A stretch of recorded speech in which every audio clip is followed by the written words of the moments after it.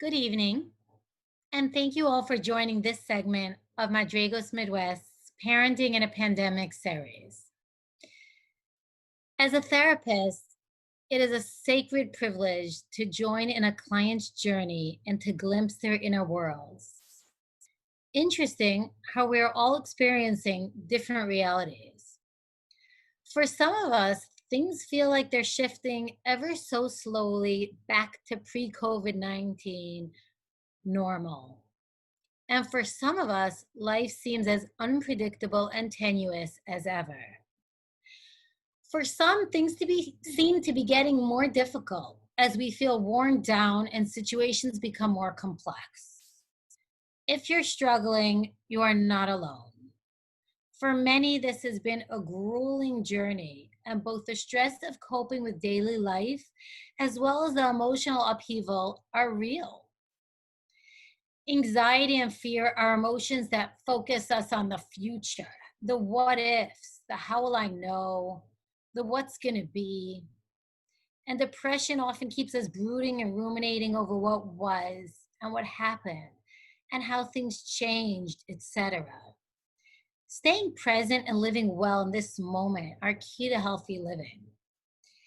But it isn't just a floaty idea, it's a skill that takes a lot of practice. It requires health, spiritual, emotional, mental, and physical health. I'm super excited that Sunny is going to talk to us about her journey, about being healthy in all ways, in mind and body.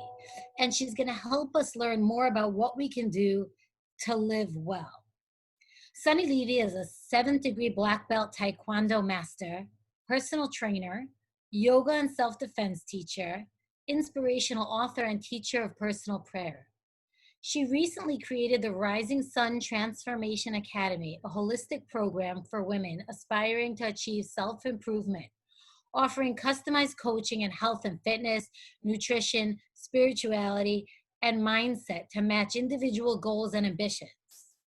As you listen this evening, please feel free to submit questions through the Q&A, and if we have time at the end, we can get to those.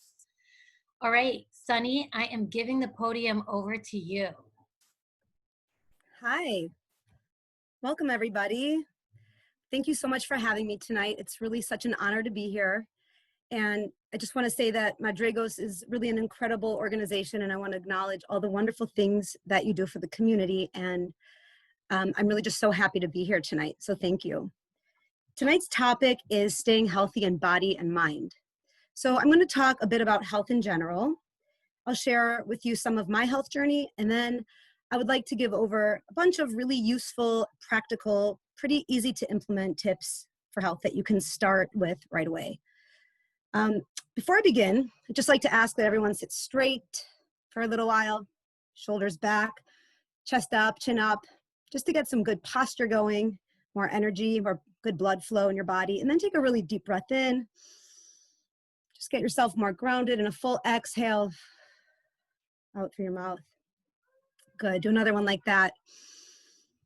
It's so easy to refocus and get more alert and more present just by breathing. So just a few more deep breaths. And then you'll be able to hopefully really take in some of the information that I'm sharing with you. Great job, guys. Okay, so when most people think of health, I think maybe the first thing that comes to mind is like eating salad or exercising. Or maybe it's the image of being thin or being strong or being fit or just being able to lift heavy things or jog for hours on end. For some, maybe they think of health as the absence of illness and just not having anything wrong, but just feeling okay. But I think when we really stop and think about health, we know it goes a lot deeper than that. And that being skinny and eating salad and working out or whatever number you see on the scale is not really the full picture of health. And it might not even equal real health at all. And sure, those things are important, but really they're part of a much bigger picture. Just to illustrate that point from a personal example, I used to be a very competitive athlete in martial arts. And for a while there, I had a coach and I had an Olympic goal. I was training every day, hours a day, and I was really pushing my body to its limits. And while on the one hand, you might have looked at me and thought that I was the picture of health, so strong, so ripped, so fit, I could just keep going and so much energy. But actually, I wasn't healthy. Like, I didn't know how to fuel my body properly. I was drinking Mountain Dew and just eating junk food for energy. I was dehydrated on the inside. I wasn't really nourished. I wasn't sleeping right. I didn't really have supportive foods. So like, while I was pushing myself maybe too hard and not listening to my body, but I might have looked healthy and been a healthy weight and appeared like, wow, she's so healthy, so fit. But, being athletic and being fit and being at a certain weight, being able to, do all this exercise doesn't really equal true good health. And in fact, sometimes you can be unhealthy and living an unhealthy life, but look really good on the outside and look like you're in shape, or, eat, you can appear like you eat well and you work out, but maybe you're malnourished on the inside. Maybe you're not eating supportive foods, or you're depleted. Maybe you're low in iron or vitamins, or suffer from inflammation or fatigue or constipation or just other things, constant pain. And you can like be working out and doing all the right things and kind of just covering up symptoms with caffeine or with painkillers. So it's just really important not to confuse being thin and being fit and being active with the ideal picture of health. And yes, it does include those things, though. That's the thing, it does, but really it's so much more. I believe that it's really feeling good in your skin and in your body. It's being alert and confident, feeling energized. It's having energy to play with your kids. It's being excited to get out of bed in the morning, start a new day. It's feeling strong on the inside as well as the outside. It's having a good relationship with Hashem, good digestion, all the systems in your body functioning well. It's self-love. It's honoring your body, your spirit, your personal boundaries. And it's knowing what's good for you and feeding yourself well and honoring yourself that way. It's really a balancing act, in my opinion, to honor the mind, body, and soul. And it involves strong relationships, strong spiritual connections as well. And ultimately, it's really feeling like your best self. And it's an ongoing process. I think we're always trying to get a little bit more healthy, to improve it, or at least working to maintain it. Part of what I do and my mission, what I really am so passionate about, is helping to empower women and teens through eating healthy and through fitness and prayer and positive mindset to help them be their best selves and to reach their personal health goals. So, when it comes to health, I don't believe in quick fix solutions, but I do believe in quick, small changes that can be done and implemented right away that can really help further you on your health journey toward your health goals. And I do believe that small changes have really big effects over time, especially in the long run. So for example, just imagine a ship at sea. And let's say it's going east and it wants to go north. Like, the change that it has to make directionally is really little. In the beginning, it's just a small degree of an angle. But in a few hours or a few days, it will be going totally north, right? If it goes a slight direction the other way, it will end up south. So at the time, it might not seem like this massive turn, but you have to know that the small changes will lead you somewhere else. And like with health, if you start something now, you can, let's say you're here and you make a slight change and you go here, years from now, down the line, you're going to end up in a really different place, really good place. It's almost like saving money. If someone says to you, from the time you're 20 years old, try to put away $10 a week. You might not think it's that much, but by the time you're 65, you're going to have a lot of money saved up. So it's really the same thing, don't underestimate the value of small changes that you can make. And I'm going to share with you a lot of small changes. Doesn't mean you have to do them all, but hopefully my goal tonight is that you will commit to at least one new health change in your journey. Before I get there, I just want to address the COVID situation right now. And, I know during this this time there's been a lot of concern about health and staying healthy and not getting sick. And not only that, just being home for so long and what that does to a person and how easy it is to slip into some unhealthy patterns.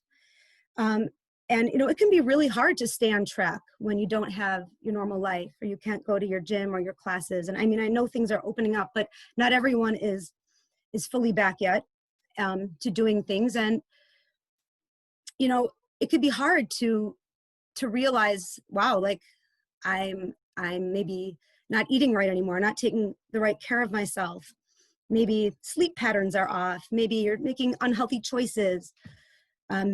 Stress eating. I mean, there's so many possible things. And I think what's even easier to see is some of the unhealthy choices in our family members. I know that from a lot of people I've spoken to, it's like, they'll say their kid or their spouse is not on a good health path right now. They're sleeping in, they're eating junk food late at night.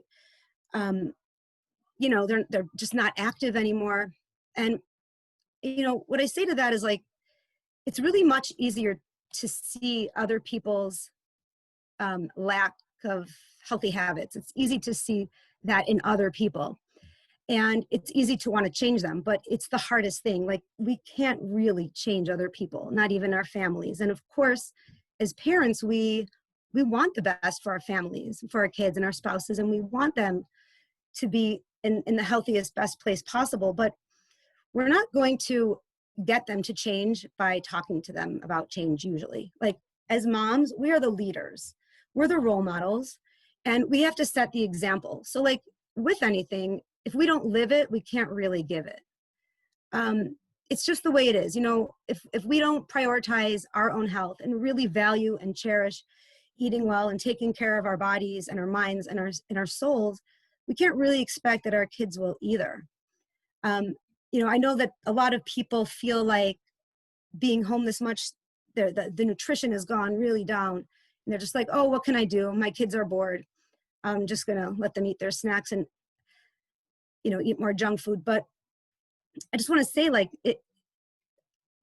just an example, like in my house, for example, my kids have never really eaten better over this time home for the past few months. And the reason is because they're home, like when normally they're in school eating more processed foods or school foods or whatever they eat from their friends' foods. Like here in the house, they eat what I eat and they want to eat what I eat. So like they're excited to come and eat off my plate. And now I find that like I have to buy more fruits and vegetables because they want them and they want to eat off my plate. And when I make a green smoothie, they come running and they're so excited to drink it. And it's because they see that to me it's important and I really, really value it. And it's not like lip service, I'm really living it. And that really shows them that I value it. And over time, they come to as well. So I think it's pretty cool. I'll find them, squeezing lemon, making lemon water, or looking for healthier recipes when they bake. So, these things do rub off and we set that example. And it's just so important to know that and to really realize our roles as role models here. Another thing, just quickly, when it comes to our children, if we say to them stuff like, it's not healthy, don't eat that, it's not good for you, it might not really be the best way to encourage them or motivate them. I just want to share a quick example. I just finished 2 weeks of Camp Kale. I have always done, well, for the past, I don't know, maybe 10 years, I've done Camp Kale in person. This was the first time I did it virtually. And there were actually a lot of new benefits to doing it virtually. And I just want to share one thing that I did with the girls, with the campers, was every day we baked or we made food or made a smoothie or we just did something in the kitchen.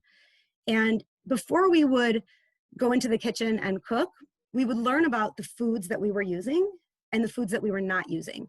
Meaning if we were going to bake something, I would have them research the ingredients that we were putting in and learn the health benefits, and then research the ingredients that we were not putting in. Like we are not using sugar, vegetable oil, white flour, things like that. And as they learned it and saw for themselves and then shared with the other girls what they learned, they were so enlightened and so excited. And they were like, wow, I didn't know bananas were this healthy for me. Like, I want to go eat one right now. And I was like, well, just wait. Like, we're going to go bake with it. But everything that they read about, they were really surprised. They were so amazed at all of the benefits that these healthy fruits and vegetables and coconut oil and, you know, almond flour and all the things that we use, they just didn't know.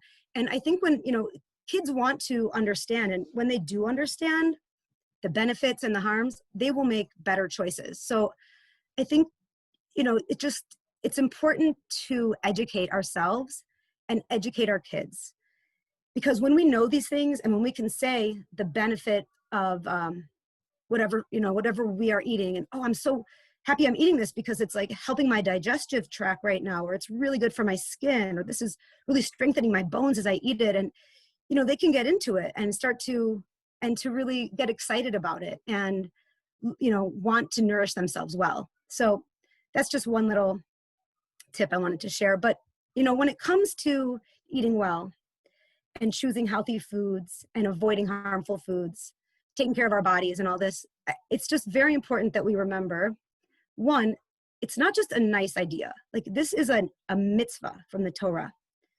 We have this mitzvah, I forgot the name of it right now. You know what I'm talking about, guys. Maybe. I'm sorry, I just forgot. But it's a mitzvah. Like, we don't actually have a choice. It's not just like a good idea. It's not just like, oh, maybe I should. Like, we have to. These bodies of ours are gifts. They're on loan. They're not really, really ours. Like, they're vehicles for us to do our job in the world. And Hashem is entrusting them to us. Like, it's a gift. If someone gave you a really valuable gift, you'd probably treat it the way that it was meant to be treated. Like, you would look at the instruction manual for this gift. And especially, you know, if you know it wasn't really yours, but it was on loan for you. So, you know, just remembering that it's a mitzvah. It's not a new age thing. It's not a feel good it's not just for its own sake. Like, this is our service of Hashem. And it's something that we are obligated to do. And number two, it's like a win-win, because when we take better care of ourselves and make better choices, we'll feel really great. Like, we will start to have more energy and feel more clear-headed and focused and more vibrant. And so we're doing ourselves a big favor, and we're doing our kids a big favor. And which is really the third point, is our kids will follow suit. When they see that we're happier, taking care of ourselves, living in a way that we're excited for. It's not like, oh, this burden, I have to eat this healthy food, or, you know, it can't be like a chore. It has to be an exciting opportunity. And when we view it that way, our kids will follow. So when it comes to health, I mean, there are so many things and so many places we can get started and so much we can do. And I think some people find it overwhelming. Like, it's just too much. I can't do it all, so I'm not going to do it. Or it's too expensive, whatever kind of excuse. But, you know, or now they're saying I should, you know, do a colon cleanse or gargle with coconut oil or brush my body with a loofah made of horsehair. Like, there's so many healthy things to do out there. Should I go organic? Should I go all green? Like, should I only use organic body lotions? Like, you know, you can get lost. And on the one hand, you could think of it as, oh, this is so overwhelming, you know. But on the other hand, you could think, wow, there are so many options, like so many doors. Imagine all these options as a door, and you get to choose whichever one you want to go into. So if you want to start with the door that says drink a gallon of water a day, and that's the one you go there. And, you know, you don't have to get overwhelmed by everything. It's not an all or nothing. You just start somewhere. And, you know, you kind of just start and do one thing that's realistic. And from there, it will grow and grow. And I think the main thing really is just, you know, what I hope that you'll do tonight, like I said, is commit to just one, maybe two. I mean, maybe you already do a lot of the things I'm going to share. I wouldn't be surprised, but maybe just try to take on one new thing. Before I give you this list that I prepared for you, I want to just share a little bit more about my background, myself. As most of you know, I'm a personal trainer, yoga instructor, taekwondo master, teach a lot of group fitness classes. And I really been in this health and fitness industry for 20 years and just really passionate about it. But despite all that, I've had some of my own pretty significant health challenges. And I'm going to share a few of them just to highlight some of my points. So if you rewind to my childhood, I had eczema. I had the worst chronic eczema in a lot of places on my body. And it was so uncomfortable and so itchy, and in some cases so embarrassing. And I just remember always like going to my dad, and he would give me this cream that I would put like, my elbows, behind my ears, behind my knees. And as I got older, I had to keep going for more and more of this hydrocortisone cream. I just remember saying like, why do I have this? Like, why is my body like having this? And, we'd go to the doctor and he'd say, oh, it's just the way you are. You're just born like this. You just have to live with it. And just use more cream. So I'd use more cream, but of course that's a Band-Aid, never healed. And as I got older, I really started to feel like maybe there's like a reason. And I remember saying to my doctor and to my parents, you think it's possible that maybe like something I'm eating is making my skin like this? And back then they're like, no, there's no such thing as that. Now, of course, now people know that, but this is a long time ago, like I'm an old lady, guys. This is before people realized that. So I just kept on eating my SAD diet, standard American diet, and I never got better.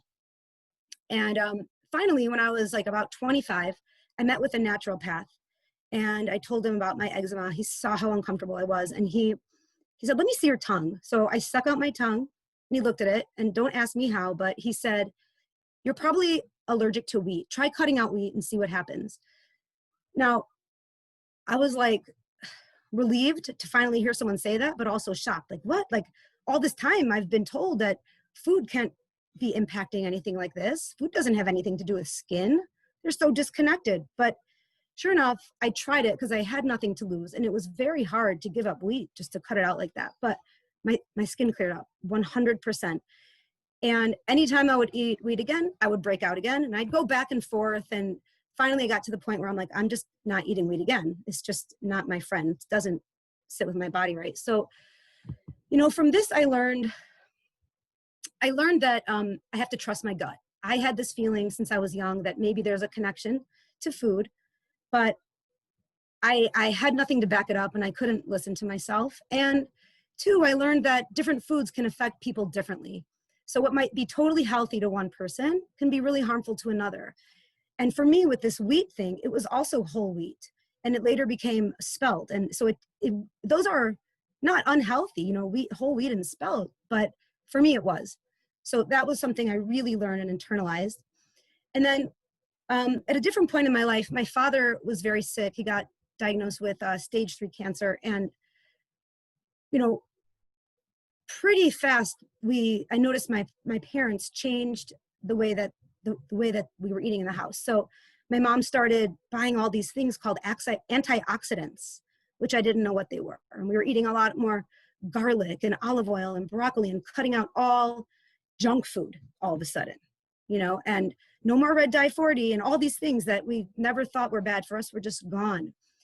And my father really they didn't expect him to live that long after the diagnosis because it was pretty advanced. They thought maybe a few years at most, but he made a lot of dietary changes, and he ended up living 10 years longer. So what I learned from that was that food can be medicinal. All those changes he made, he did a lot more than just eating antioxidants. He started juicing and wheatgrass and, just a lot of different things. And also I learned that as the food in the house changed, I felt really good. I felt better not eating junk food. And I think it was like the first time I noticed, I just felt more alive. And not that I wasn't feeling well before, but I just felt better. So, kind of fast forward a bit more, I was avoiding foods that were bad for me, which I was, by the way, also lactose intolerant and allergic to fish. So I was staying away from my trigger foods, from wheat and from dairy and from fish. And started having kids. I had 4 kids in a row, and I was fine. I was healthy. I was teaching my classes and working out, and I was fulfilled and living in Israel, and everything was great. And then all of a sudden, after my fourth child was born, I started to get really, really weird symptoms, like really strange, disconnected symptoms.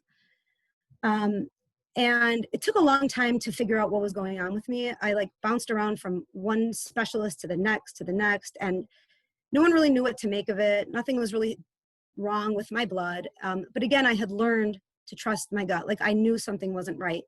I kept going and going. And finally, like so many different systems in my body felt like they were breaking down. Although at the same time, you would never know. I looked fine. I was still able to work out and go about my life, but I didn't feel right. Then I had a miscarriage. I was getting all these hives, just a lot of strange symptoms. My vision started going. My digestion suddenly wasn't working right. Like my skin felt weird. My face felt puffy. I was so fatigued. No matter how much I slept, I didn't feel good. And finally was diagnosed with an autoimmune condition called Hashimoto's. But usually, in my case, that also includes adrenal fatigue and leaky gut. Not everyone, but so there was just a lot of different things systemically that were not right. I had a lot of different symptoms. And there's no medicine. There's no like one medicine to cure all this stuff. And I went to a lot of different doctors. I tried a lot of different things, got some relief here and there, but there was nothing I could take. And I had to do a lot of my own research. Doctors, they didn't know what to tell me. And I went to a lot of different holistic doctors and healers and homeopathic doctors. And just, I really had been all over. And I was researching on my own and reading that, certain foods can trigger more autoimmune stuff. And I remember asking my doctor, hey, like, do you think I should get off gluten and soy? And he's like, oh, no connection there. That won't help you. But I knew from this eczema thing, maybe. So I started to try out different ways of eating and eating differently. And I started to feel better. And it took a lot of time, a lot of trial and error, but thank God, like I'm in such a better place and I feel really good. And it's still like an ongoing journey for me, but I've learned so much about the liver function and underlying chronic viruses in the system and eating an anti-inflammatory style diet.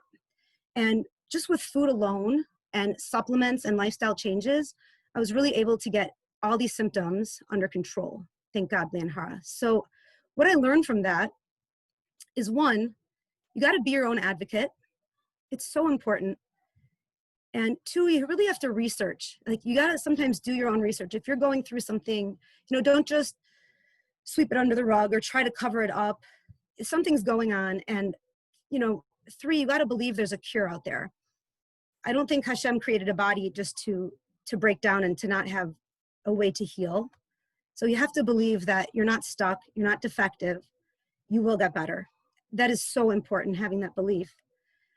Four, you have to know that it's from Hashem, and Hashem is with you, and Hashem loves you. No matter what you're going through, he's right there. And even though it's so hard, like there is a reason behind it. And it's so important to just have that faith. And also to have faith that Hashem wants you to be healthy. Like you have to believe that too.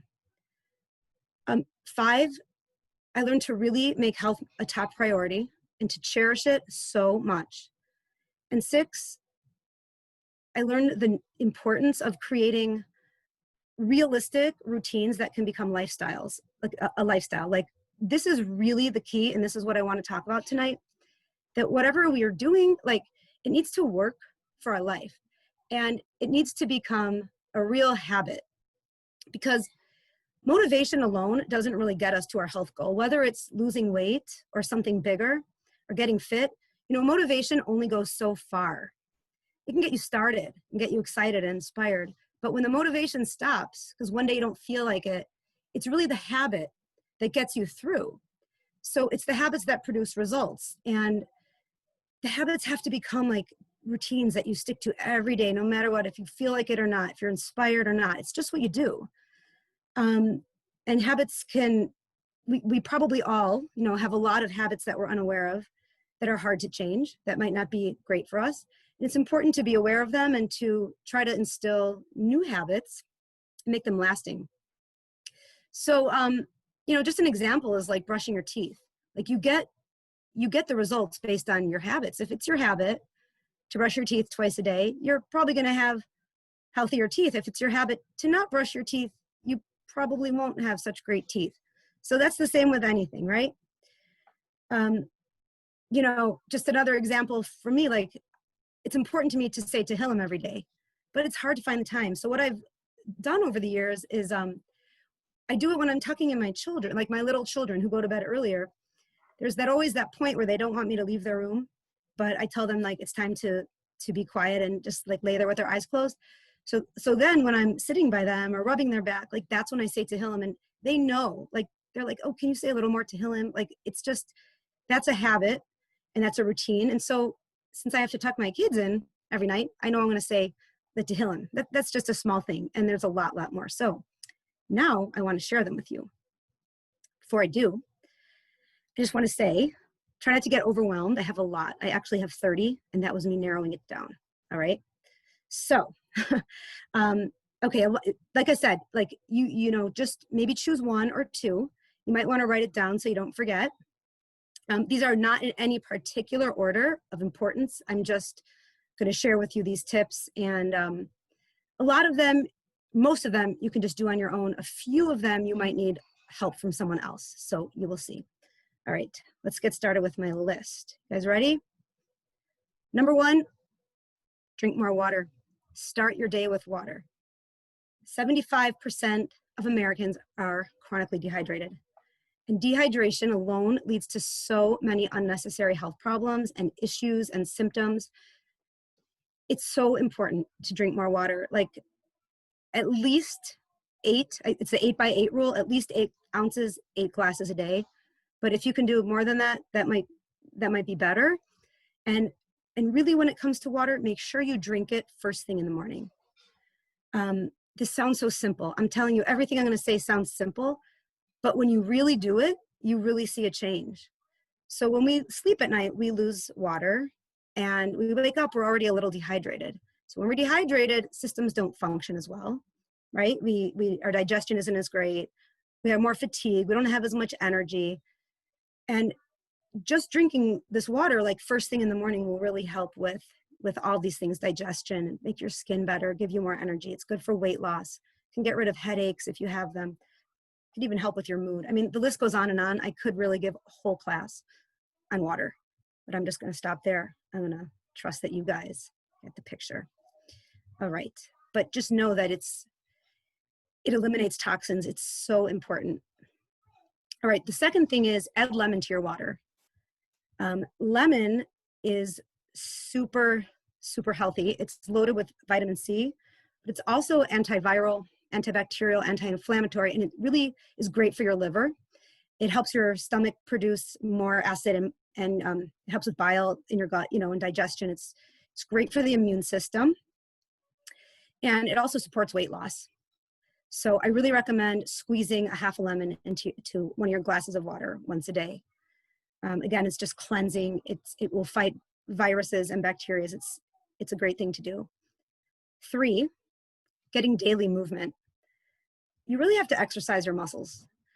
Like every function in our body depends on us moving. Our blood circulation, our lymphatic circulation, our nerve function, our elimination, our brain, everything. So, you know, having a sedentary lifestyle can lead to a lot of problems. And just by moving every day, we can really prevent so much. And when it comes to exercise, I really like to recommend that people do what they like so that you enjoy it. Like it should be something that you can look forward to, maybe, you know the night before what you're going to do the next day. Maybe have your workout clothes ready so that you know that you're going to actually do it and that you like it and you want to stick with it. Number 4, set up a morning routine. So a morning routine is crucial because how we start our day really is, a lot of times the day will follow how we start it. So if we start it just being dragged out of bed and feeling tired and looking at the phone and following after our kids and just like being a martyr and going from this to that without focusing on ourselves or doing anything that we want to do or just getting control of our morning, the day might follow the same way. And a morning routine really sets your day off to a great start. So it's important to, you know, to add that glass of water in the morning, and then whatever it is that's important to you. So like for me, like I get up really early in the morning so I can beat my kids. I can not beat them, like not, you know what I mean, beat them to waking up, because I need to have time for myself, especially now with everyone home all day. So I get up like 5:30 or 6, and I drink my water, drink my lemon water, take a walk. I try to walk for about 45 minutes. And on that walk, I do some meditation, personal prayer. It's time for me to think.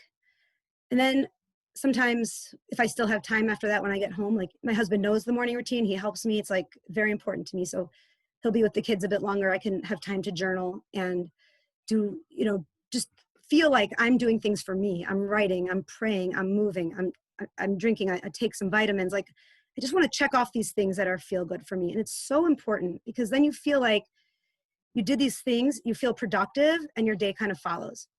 Which leads me to the next one, which is sleep. You got to get enough sleep. And, when we sleep, our hormones regulate. So it's so important. Like when we sleep, we get our cortisol levels lower, and those are our stress hormones, but they also lead to more excess belly fat. We get our hunger suppressing hormones under control. We just feel better. So it's important to aim for 8 hours of sleep. It's also important to have a sleep routine. And, that means like getting yourself ready for bed so that your body will produce melatonin. You have these things you do. You maybe, turn your phone off for at least an hour before bed. And you do things that will show your body that it's time to calm down and settle down so you can have a really good night's sleep. You can't underestimate how important sleep is, and for just repair and detoxing. A lot of good stuff happens in our sleep. So just a couple ideas: you could smell some lavender oil, light a candle, drink a cup of tea, read a book. And this can be like your body's signal to itself to start shutting the brain down and getting ready for sleep. Number 6, eat your greens. Greens are so healthy. They're so loaded with vitamins and minerals and phytonutrients and fiber. And I can't really say enough about them.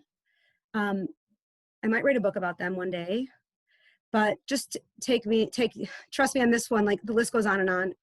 It's so important to eat them. Brings me to number 7. It's hard to eat them. It's hard to get enough greens in your diet, which is why I recommend getting a really good blender. I think that this is something worth investing in. Every day I make a smoothie with a lot of greens. Like I pack it with spinach or kale. And this way I know I'm getting my greens in. And the blender is also just a great thing in general. You can make so many healthy treats. And by treats, I mean like, well, my definition of treats but really like great pestos with greens. And I make ice cream out of fruit and almonds, and I could share some recipes with you sometime, but it's really a worthwhile thing, and it helps you get those greens in. Number 7 is maybe consider getting a juicer. Making fresh juice is something I do every day. I drink at least 16 ounces of fresh celery juice every day, and I sometimes also make juice with ginger, cucumber, apple, kale, and it's so healthy and so nutritious. I mean, pretty much any raw fruit or vegetable that you juice is really good for you. And it's such a fast way to bring concentrated vitamins and minerals and enzymes and other nutrients right to your cells in such an easy to digest, easily assimilated way. And let's be honest, like you're not going to sit around and eat like a pound of spinach and a clump of raw ginger and 4 carrots and a stalk of celery and a cucumber. Like you're probably not going to do that every day. So this way you get those nutrients in, and our bodies need them. They help stimulate our elimination organs, our kidney, our gallbladder, our liver. They help us detox and cleanse. So it's really a great investment. When it comes to a juicer, I don't think you need to get the top of the line juicer. I think it's different for a blender because you really want to be able to crush ice and, things like that, and crush frozen fruit. But for a juicer, I think you don't need that, the top of the line. I just want to share something about juice. I have a client who was really, really sick for a really long time. She She really wasn't getting relief. She had to take about 8 to 10 painkillers a day just to get through her day. From the minute she put her foot on the floor in the morning, she was in pain. And the doctors like wanted to do all these different things and surgeries. She really didn't want to. She's been through enough already. She's been through cancer. She has lupus. She has other autoimmune conditions. And we just started talking about, and what she changed was switching over to an anti-inflammatory diet to reduce the inflammation in her system, which would help with her chronic pain, and also adding juice. So like, this is a pretty extreme story, but within a few days, she felt so much better from juicing. She was juicing about between 32 and 64 ounces of celery a day. Don't get me started on celery. I could give a whole class on that, but just trust me here. She said she was able to get off of her pain medicine. And she, by the way, is a nurse, and she has been working for years and years in the medical world, and she has access to great doctors. And this is not something she ever heard of. And she's amazed. She feels like it's a miracle. On the other hand, she's kind of like, how come I didn't know about this all this time? And thank God she's doing so much better. She feels like she has a new life, and she's keeping up with the juicing, and she's sticking to a healthy, low inflammation diet, and she's doing great. All right, the next thing is, I have to go a little faster. I see we're running out of time. Eat balanced meals, and don't be afraid to balance your meals with carbs, fats, proteins, and veggie. Don't be afraid of carbs as long as they're coming from real whole foods. It's not healthy to eliminate a whole food group if you don't have to. It's better to eliminate processed foods or sugars or something like that, but you don't have to be afraid of eating a balanced meal. It's very healthy too. Number 10 is gratitude, a daily practice of expressing gratitude to Hashem and focusing on the good in your life really shifts our perspective. It puts us in such a better state. You just feel happier, more optimistic, and it also builds so much emunah. It's a really important practice. You can do it in your words. You can do it through a journal. But either way, it's a great thing to do. Maybe even add to your morning routine. 11 is adopt a healthy mindset. And for this, you might need to learn more. I can't give over all the healthy mindsets that I teach, but there's just ways that you can reframe things. So let's say you're not eating a certain food because it's not good for you. Instead of thinking like, oh, I'm so deprived, I'm so sad, I can't eat that. Oh, I really, poor me. Think of it like, I am honoring myself so much right now. Like, this is really self-love. I'm doing myself such a favor by not putting that in my body. And it's really just, it's great. Like I'm eating healthy foods instead. So it's just, it's reframing. It's also realizing things like you need to live your whole life in your body. Your body is like your house. Like, how would you keep your house? How would you decorate your house? Would you want it to be clean?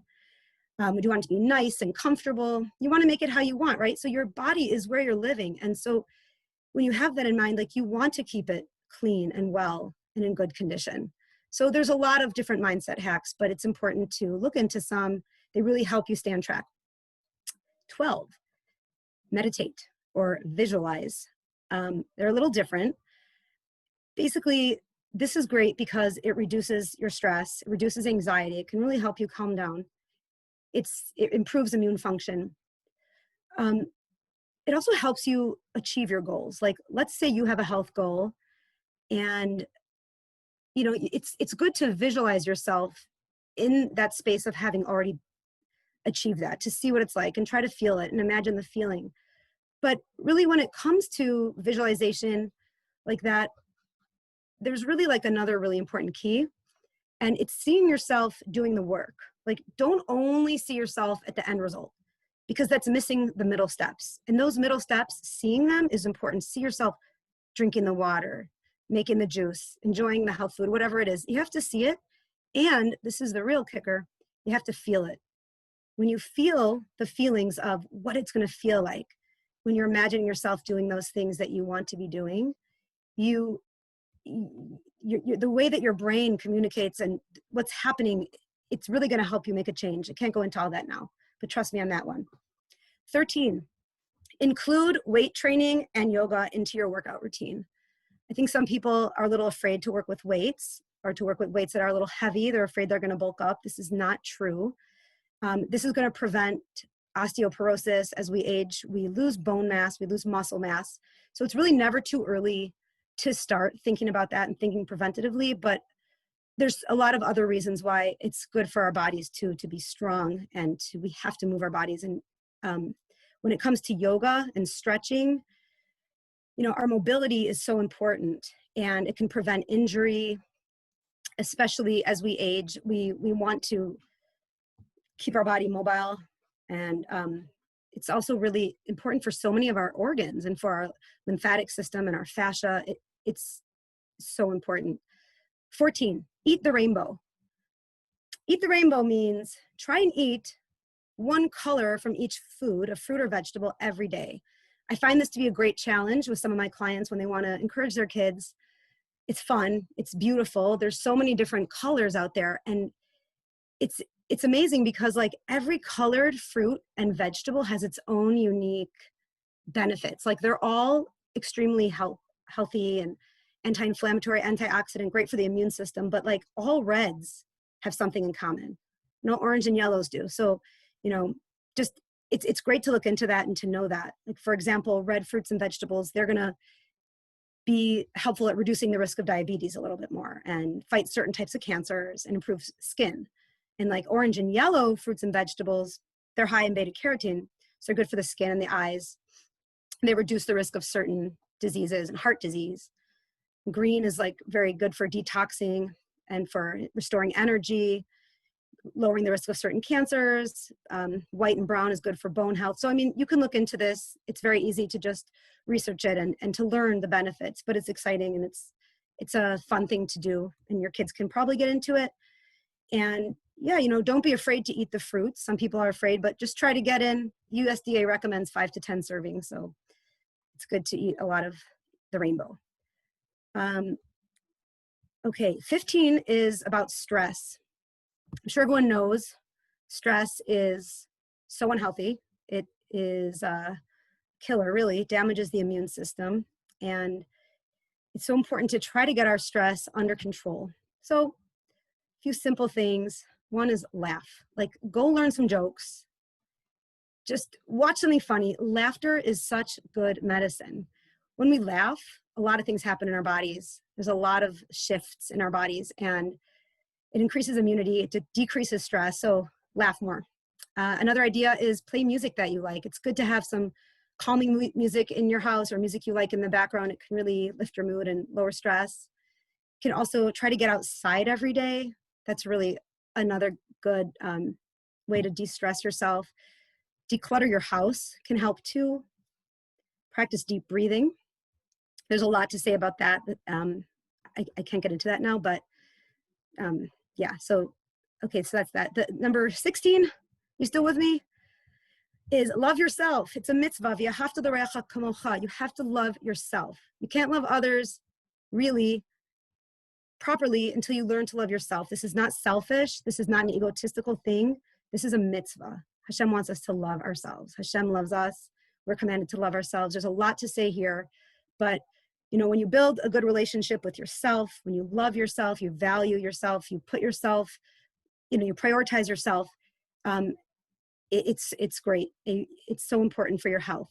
We need to work on loving ourselves. It's very important to respect our own boundaries and to focus on our good points, not to be so hard on ourselves, to be our own sort of cheerleader and not so hard as a critic. 17, spend quality time with people you love. And by quality time, I mean, put the phone down, really be present. Like, how often are you really present looking at your child or your spouse or someone else in your family, a parent, a relative? Like, just really being present and spending that quality time is so nurturing. And focusing on their good points, it will make you feel really good too. 18, spend quality time with yourself. This is so important. We need to get to know ourselves, to know our insides, to know our thoughts, to listen to ourselves, and to just notice our own automatic reactions to things. And, this involves self-care, doing things for yourself that you love, which does not involve folding laundry, like doing things for yourself, like that make you happy, and just spending time with yourself a little bit every day. Number 19, taking a multivitamin or a probiotic or supplements. Now, this is really important. I know we're running out of time. I just want to say, it's important to get blood work done, especially if if you feel like a little something's off, it's really good to know. It could be you're deficient in vitamin B or vitamin D or selenium or iron or magnesium. And it could be like, the longer you go without it, it's not good for your body. You're going to feel worse and worse. And it could be like a really easy fix just to know what it is. Or maybe you're not even taking multivitamins, and maybe this is something you're going to start doing after tonight. Or a probiotic for your gut health. That's a whole other topic. But these things are really, really important. And, even if you get blood work done and your doctor's like, oh, you're fine, everything's fine, like really look at it yourself. If your numbers are kind of low to average, the doctors will say you're fine. But that's like average. Then you're going to feel average. Like you kind of, in some cases, want to be on the higher end. So I'm just putting it out there. Some people still feel so lethargic, but because their numbers are middle of the road. You don't want to be middle of the road. You want to be thriving and vibrant. So might be worth looking into that. Number 20, so important, is hispodadus, which is having a relationship with Hashem, talking to him every day, making this part of your life, building a close, real, loving relationship with Hashem, like he is your best friend. Like you talk to him every day. I mean, this is huge. This is probably the most important thing. I talk about this every month here in Arizona at through the Shoals group, but there's a lot to say here, and there's a lot you can read about it, but trust me on this one too. Like having a relationship with Hashem is huge. Building a more emunah is so important. And the more you do, the more easygoing you can be, and trusting Hashem, and it's so much, guys. I'm just trying to get through the other one, so I'm not going to say more right now. I'm sorry about that, but if you want to know more, please reach out to me at some point.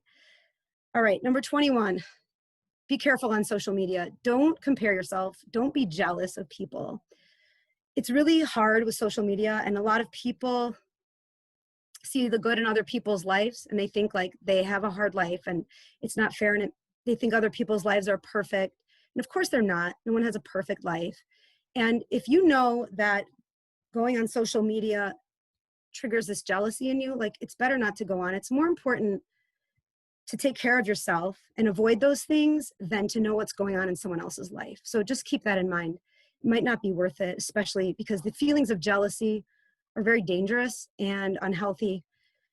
So, it's good to feel happy for people, and inspired by people and the great things they're doing. But if you find that that's not the case with you, like it's something to work on. Number 22, I do this with all my clients. It's keep a food journal. And I recommend this for anyone who wants to lose weight or figure out if they're eating something that's making them feel bad or bloated or more tired. Just keep a journal. A lot of times we are not fully mindful of what we're eating, but when you start to write down everything you're eating, you become more aware, and you can figure things out better about what makes you feel good, what drains your energy, why you can't lose weight. You take a look at it, show it to someone who knows, and they can help you. 23, cut back on processed foods or cut it out completely. Same with sugar. These are just addictive foods. They're not supportive in most cases. And it's just very hard to have a real healthy lifestyle when you're eating foods like that. They usually make people feel more lethargic and have more food cravings, and they don't do healthy things in your body. I was going to say more about it, but I'm trying to rush. I'm sorry. Number 24, use fresh herbs and spices. So this is a great way to get more nutrients in, because every fresh herb and spice that's like in its natural form is healthy, but also it makes your food more interesting, and you can really spice up some of your healthy foods that you might think are not fun and interesting. So definitely get into a lot of herbs and spices. 25, replace soda with tea or carbonated water, just because soda is just not healthy in any way. It doesn't do good by our liver. Of course, the sugar is really intense, and it's not good for blood sugar levels. So you'll feel better and more energized without it. 26, try not to eat late at night. It's good to stop eating at least a few hours before bedtime.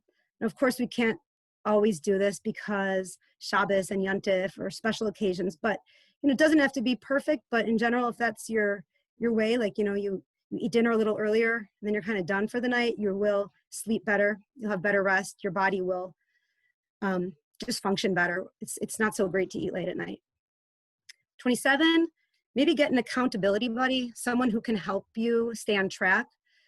I have a lot to say about this, but I see I'm running low on time, but an accountability buddy is important. Someone you can check in with, you can talk to, and they'll say, hey, did you do this and this today? Or, and when you do these things, of course, they'll have ripple effects and you will feel great. Your kids will follow along too, right? 28, listen to your gut. I hope that you learned that from my little eczema story. If you know something's wrong, you need to trust yourself and follow through and be your own advocate and follow through till the end and do your research and just listen to yourself. If you have a sense that something's not right, if it's something you're hiding from yourself or don't want to face, just listen and tune in. You can save yourself a lot of trouble in the future. Number 29, begin today. All we really have is right now, right? We don't know our future, so why wait? It's really important for us to take actions and step out of our comfort zone and to try something new. And, knowing what to do but not doing it is a little bit worse than not knowing what to do. So you guys know a lot of things. Just take action. Try to incorporate one thing for now. And just remember that little actions, no matter what little thing you're doing, will have big results. Okay, just when it comes to that, if you throw a marker out a window, it's kind of a weird example, but if you just throw a marker out a window and leave the marker there 5 years and come back, what's that marker going to be like 5 years from now? Better, worse, or same? Well, for sure not better, probably not the same, right? So if we don't do things and take action now, over time, it can lead to a lot of problems. Even if everything's fine right now, it's still so important to value our health and to take these steps. And it's not the kind of thing that anyone ever regrets. So number 30, sorry guys, freeze your bananas. They make much better smoothies when they're frozen. Okay, so those are my tips. There are definitely more, but I hope that you found these beneficial. And Hashem should bless everybody with good health, and we should have so much energy to dance at the Beis HaMikdash and just, feel vibrant. And thank you guys for listening. I hope you gained something, and thank you for having me here tonight. Wow, thank you so, so much. This was absolutely amazing. Sunny, I could listen to you for many hours longer and still want more. This was super inspiring, informative, and practical. Thank you so much also for sharing your personal story and for the gift, really the gift you gave us of these 30 steps toward healthier and better living.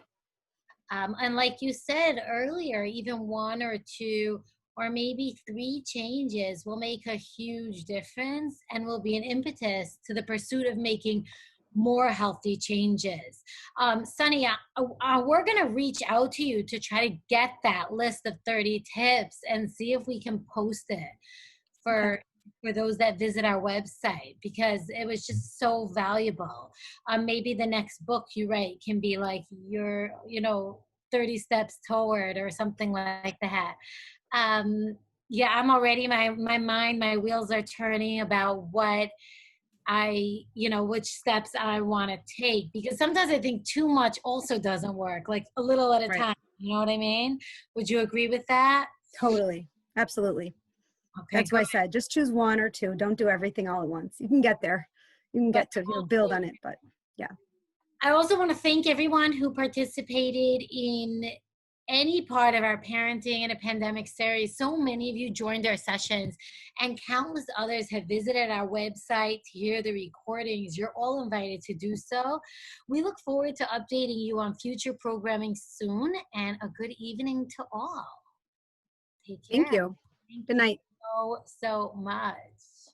You're welcome.